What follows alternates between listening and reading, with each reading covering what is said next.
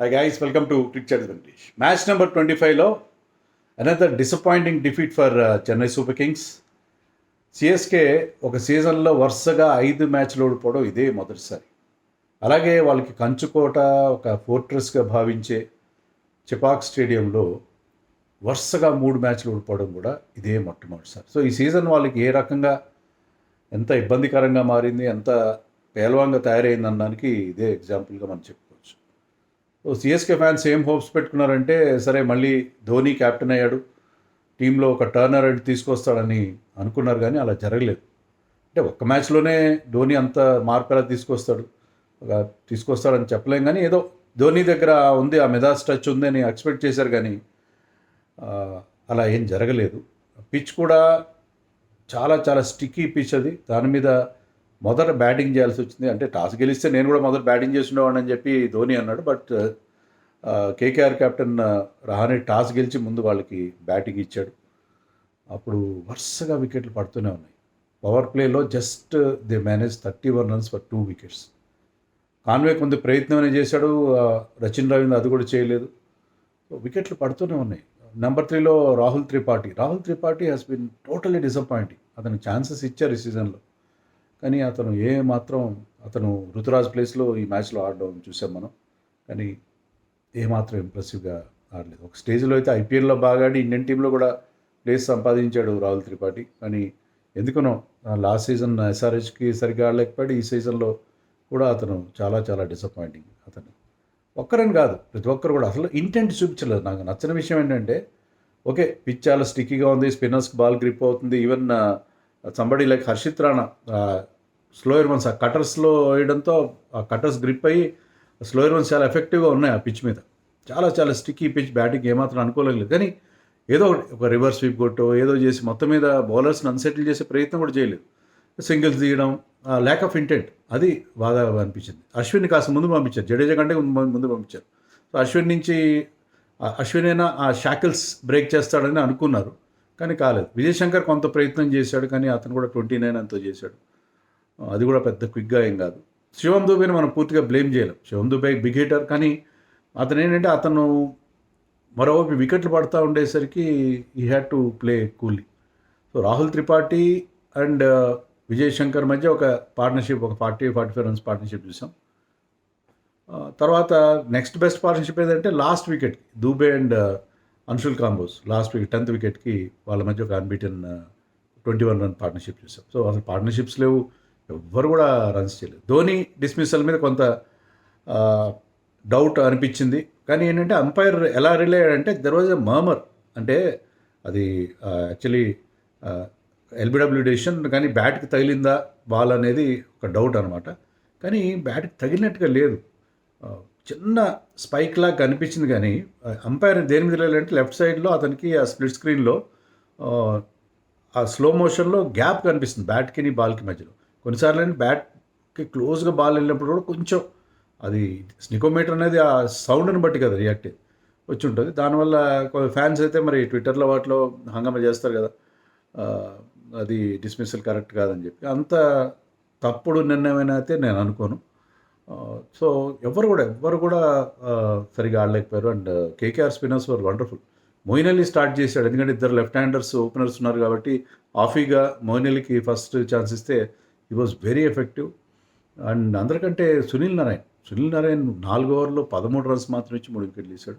వరుణ్ చక్రవర్తికి అతనికి అది ఆ గ్రౌండ్ అతని సొంత గ్రౌండ్, అక్కడే అతను లాస్ట్ ఇయర్ కేకేఆర్కి ఫైనల్ గెలిచాడు. అతను టీఎన్పీఎల్లో కూడా ఫైనల్ అక్కడ గెలిచిన మంచి పాజిటివ్ వైబ్రేషన్స్ ఉన్నాయి అతనికి.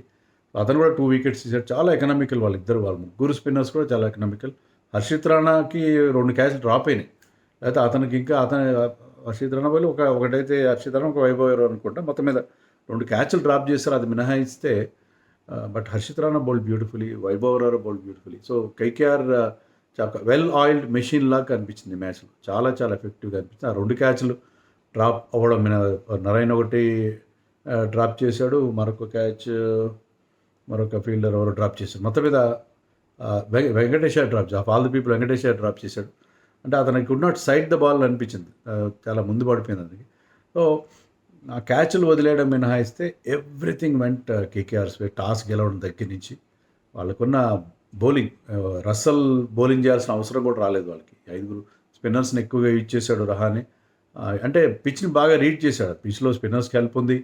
అన్ని బాల్ టర్న్ అవ్వట్లేదు, కానీ ఒక బాల్ గ్రిప్ అయ్యి టర్న్ అయ్యేసరికి బ్యాట్స్మెన్ మైండ్లో ఒక డౌట్ క్రియేట్ అయిపోతుంది, బాల్ టర్న్ అవుతుందేమో అని చెప్పి. So and Sunil Narayan bowled beautifully. Sunil Narayan అంత టర్న్ చేయడం ఎప్పుడు చూడలేదు నేను. సునీల్ నారాయణ్ యాక్యురేట్గా బౌలింగ్ చేస్తారు, కొంచెం టర్న్ అవుతుంది, కానీ ఇక్కడ he was getting good prodigious turn. So అది చాలా ఎఫెక్టివ్ బౌలింగ్ ముగ్గురు స్పిన్నర్స్ నుంచి. సో ఆ స్పిన్నర్స్ డామినేట్ చేశారు. And Sunil Narine was batting hero also, ఎందుకంటే 5 సిక్సర్లతో 44 డబుల్ క్విక్ టైంలో 200+ స్ట్రైక్ రేట్తో అతను బ్యాటింగ్లో కూడా ఓపెనర్గా అతను కొట్టేశాడు. Even Quinton de Kock batted well, 21 చేశాడు, అవుట్ అయ్యాడు. కానీ అంశుల్ కాంబోజ్కి ఆ వికెట్ వచ్చింది. Anshul Kamboj today played in place of Mukesh Choudhary and it was impressive Anshul Kamboj. But Khaleel went for lot of runs. Khaleel చాలా రన్స్ ఇచ్చేశాడు. సో కేవలం 10.1 ఓవర్స్లో వాళ్ళు టార్గెట్ని రీచ్ అయిపోయారు. మీరు అనొచ్చు అంత ఈజీగా బ్యాటింగ్ చేస్తారు కేకేఆర్ అంటే. ఇక్కడ ఏమవుతుందంటే I'm not finding fault with CSK bowlers. మీరు చిన్న స్కోర్ చేసినప్పుడు, మీరు బోర్డు మీద ఎనఫ్ రన్స్ లేనప్పుడు అవతల టీంకి ఆ కాన్ఫిడెన్స్ ఉంటుంది. ఏముందిలే చిన్న టార్గెటే కదా అని చెప్పి, అది వీళ్ళ మీద బౌలర్స్ మీద ప్రెషర్ ఉంటుంది. వచ్చే ఒక బౌండరీ వచ్చిన ఆ టార్గెట్ తగ్గిపోయే కొద్దీ 100 లోపు వచ్చేసింది అనుకోండి, ఇంకా ప్రెషర్ పెరుగుతుంటుంది. So we cannot really blame Chennai bowlers. But Noor అహ్మద్ని చాలా లేట్గా ఇంట్రడ్యూస్ చేశాడు ధోని అని అనిపించింది నాకు. ఎందుకంటే అతను వచ్చి రావడంతోనే అతను సునీల్ నారాయణ్ అవుట్ చేశాడు. అతను ముందుగా వచ్చి ఉంటే సునీల్ నారాయణ్ అంత రెచ్చిపోయి ఆడుండేవాడు కాదేమో. అశ్విన్కి 3 ఓవర్లు ఇచ్చాడు, కానీ he brought in Noor Ahmad late. And స్పిన్నర్స్ని కూడా లేట్గా తీసుకొచ్చాడు. ఎందుకనో Dhoni relied more on Khaleel 3 ఓవర్లు వేసాడు, అంశుల్ కాంబోజ్ 2 ఓవర్లు వేసాడు. సో జడేజా అయితే కేవలం ఒక్క బాల్ మాత్రమే, ఒక నో బాల్, ఒక బాల్కి 6 వెళ్ళింది. మొత్తం మీద స్పిన్నర్స్కి ఎక్కువ బౌలింగ్ ఇవ్వలేదు ధోని. పేసర్స్ మీద రిలై అయ్యాడు ఆ పిచ్ మీద. అది కొంచెం ఆశ్చర్యం. ముఖ్యంగా Noor Ahmad just bowled 1 over, 1 or 2 overs అనుకుంటా. సో నూర్ అహ్మద్కి ఎక్కువ బౌలింగ్ ఇచ్చుంటే అతను ఏమైనా ఇంపాక్ట్ క్రియేట్ చేస్తుంటాడు. But anyway, Chennai lost the match because of their batting, not bowling. Bowlers మనం బ్లేమ్ చేయడం లేదు. బ్యాటింగ్లో ఆ ఇంటెంట్ లేకపోవడం, ఏమాత్రం ఇంటెంట్ లేకపోవడం. ముఖ్యంగా somebody like Vijay Shankar last time కూడా అతను ఒక 50 చేశాడు, కానీ అది చాలా చాలా స్లో 50 అది. ఇప్పుడు కూడా అతను ప్రయత్నం అయితే చేశాడు, బట్ ఈ could not get going. So చెన్నైకి చాలా డిసప్పాయింటింగ్. సో 5 వరుస ఓటముల తర్వాత వాళ్ళు ఇక్కడ నుంచి రికవర్ కావడం చాలా కష్టం, మిరాక్యులస్గా రికవర్ కావాలి. అండ్ కేకేఆర్ వాళ్ళు బాటమ్ హాఫ్లో ఉన్నారు ఈ మ్యాచ్ ముందు వరకు, కానీ ఇప్పుడు ఈ విజయంతో వాళ్ళు ఏంటంటే చాలా ముందుకు ఎగబాకి ఆర్సీబీని డిస్ప్లేస్ చేసి they became the third team, third points టేబుల్లో థర్డ్ ప్లేస్కి ఎగబాకిపోయారు.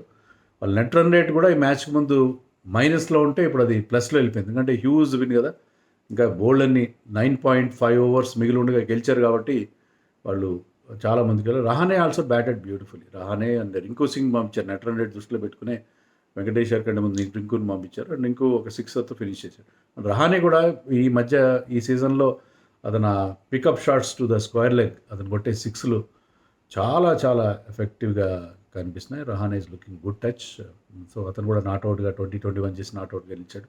సో 8 వికెట్స్ తేడాతో 9.5 ఓవర్స్ మిగిలి ఉండగా కేకేఆర్ చాలా చాలా మంచి victory. And Narayan was the hero.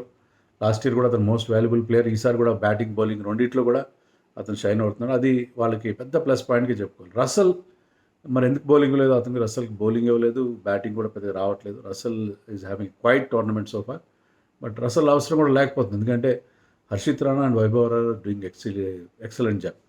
So KKR కూడా ఇంప్రెసివ్గా, ఎందుకంటే వాళ్ళు ఈ మ్యాచ్కి ముందు 3 మ్యాచ్లు ఓడిపోయారు, 2 మాత్రమే గెలిచారు. ఇప్పుడు 3వ విక్టరీ కూడా వచ్చింది కాబట్టి వాళ్ళు కూడా ప్లే ఆఫ్స్ మంచి హోప్స్ పెట్టుకోవచ్చు. మొదట్లో అంత స్ట్రాంగ్గా కనిపించలేదు, కానీ they have also picked up very well.